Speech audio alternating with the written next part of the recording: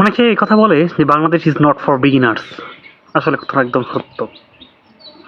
আপনি সৎ হবেন, নিয়ম মানবেন, রুলস অ্যান্ড রেগুলেশন ফলো করবেন, প্রপার ওয়েতে যাবেন, দেশকে নিয়ে ভাববেন, সমাজকে নিয়ে ভাববেন, পরিবারকে নিয়ে ভাববেন, যারা আপনি সাইন করতে পারবেন না।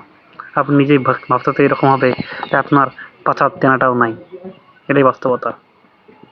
বলতেছি ফুয়েল কার্ড নিয়ে এখনকার অবস্থা। আজকে তেল নিলাম, এবার আমার লাইফের হচ্ছে বেশি তেল আজকে নিয়েছি। ১,০০০ টাকার তেল নিয়েছি, এর বেশি তেল আমি কোনোদিন নেই নাই গাড়ি নেওয়ার বয়সে। ২০০-৫০০ এরকম নিতাম সর্বোচ্চ। তো আজকে ১,০০০ টাকার তেল নিলাম, সেটা অবৈধভাবে। বৈধ না, আমার ফুয়েল কার্ড নাই। কীভাবে নিছি বললাম না। তা আমাদের সমাজে এটা বললাম গতকালকে আমি গত পরশু দিন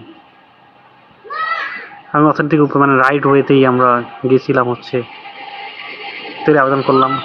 তো অনেক ঝড় ঝামেলা মনে আর কিছু। আর পাশেই কেউ টাকা পয়সার বিনিময়ে ফুয়েল কার্ড পেয়ে যাচ্ছে দিনের মধ্যেই। আমাদের ৭ দিন পর যাইতে বলছে। আবার দেখা যাচ্ছে যে ৭ দিন পর গিয়ে অনেকেই বলছে কাগজ ডকুমেন্ট নাই, কারণ রিসিপ্ট নাই। আবার তেলের লাইনে যে আছে এখানে অনেক, আপনি ১,০০০ টাকার তেল নিছেন, ৫০০ টাকা লেখানো যায়, নাও লেখানো যায়, সিস্টেমও আছে যদি আপনার লাইন কার্ড থাকে। লাইন কার্ডটা কি বুঝে নেন। এটা হচ্ছে বাস্তবতা। বাংলাদেশ আমার অনেক কলিগ আছে, আমি প্রথম তেল নেওয়া আজকে। আমি এই সমস্যা হওয়ার পর থেকে আমি কোনোদিন তেল নিই নাই। আব্বার তেল বোতল থেকে নিছি, মানে গাড়ি থেকে বের করে নিছি। আর এক কলিগ ছিল, ওর গাড়ি থেকে বোতল থেকে বের করে দিছে ২ বার তেল। আর বাকি সময় ভ্যানেই অটোয় যাতায়াত করছি। কিন্তু দেখতেছি আসলে নিয়ম মেনে কিছু হয় না। এদেশটা নিয়মের জন্য না।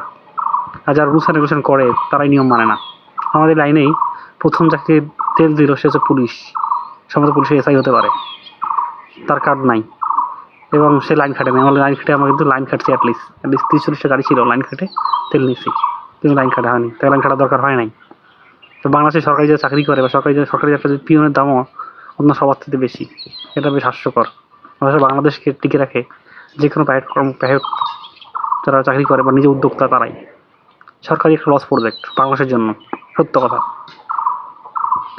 আমি মনে করি প্রত্যেকটা প্রতিষ্ঠানকে বেসরকারি আওতায় দেওয়া হোক। বাংলাদেশে যদি প্রত্যেকটা সরকারি প্রতিষ্ঠানকে যদি বেসরকারিভাবে ভর্তুকি দিয়ে একটা সিস্টেম করে যদি দেওয়া হইতো, খুব ভালো কাজ হইতো। বাংলাদেশ রেল, বাংলাদেশ সরকারি যত সবগুলো কিন্তু লস করে, কিন্তু কোনো প্রাইভেট প্রতিষ্ঠান লস করে না। এমন না সেবা কিন্তু প্রাইভেট প্রতিষ্ঠান খারাপ, সেবা কয়েক গুণ বেশি প্রাইভেট প্রতিষ্ঠান। যেটা বলছিলাম, ফুয়েল কার্ড নিয়ে অনেক ঝামেলা হচ্ছে দেশের মধ্যে।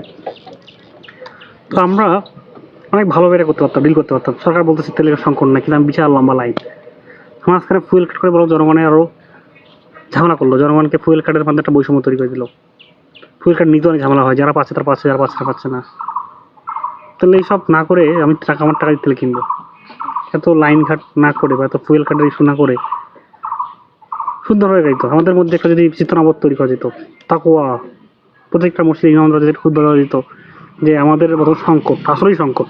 তাছাড়া বলতেছেন কিনা কোনো সংকট নাই, কিন্তু আবার তেল নাই, লাইনে বিশাল লম্বা লাইন। ফুয়েল কার্ড নামে খেলে কিছু সমস্ত গাড়িকে বন্ধ করে দিয়ে অল্প কটা গাড়িকে আপনি দিচ্ছেন, এবং ফুয়েল কার্ডটা যে পরিমাণ বিড়ম্বনা শিকার হচ্ছেন, যারা ন্যায় হয়ে যাচ্ছে তারা জানেন। আর যাদের লবিং আছে তারা তো পাচ্ছেনই। বাংলাদেশ সমস্যা হচ্ছে, আপনি যদি অথেন্টিক উপায়তে মানেন আপনার কিচ্ছু হবে না। আমাদের ক্যাম্পাসে একজন নিয়োগ পাইলে, আমাদের এক বড় ভাই, ইমিডিয়েট সিনিয়র রিসার্চ অ্যাসিস্ট্যান্ট, ওনার একটাই অবদান, উনি জুলাই আন্দোলনে প্রচুর সম্মুখ সারির একজন যোদ্ধা। সে নিয়োগ পেল একটা নবম গ্রেডের চাকরি, কেউ কোনো পরীক্ষা নাই। তাহলে আমরা আন্দোলনকে বৈষম্য তৈরি করি। প্রথম কিন্তু আমরা চাই বর্তমান সরকার বা যারা সরকারে থাকবেন, যারা আছেন, তারা এমন নিয়ম তৈরি করেন তারা নিয়ম নিজে মানতে পারেন। এবং এই যে সবসময় লিঙ্ক লবিং সিস্টেম, এগুলো থেকে যদি উদ্ধার হতে না পারে তাহলে সে কখনোই আলটিমেট সলিউশন সম্ভব না। তো যেহেতু পৃথিবীর পরম কিছুই নয়, এটা চলমান থাকবে হয়তো বা। তাই যদি আপনি চান যে আপনি ভালোভাবে থাকবেন, তাহলে আপনি সিস্টেম করেন যতটা বেস্ট হতে পারেন, থেকে আরও ক্ষতি না করে। ধন্যবাদ।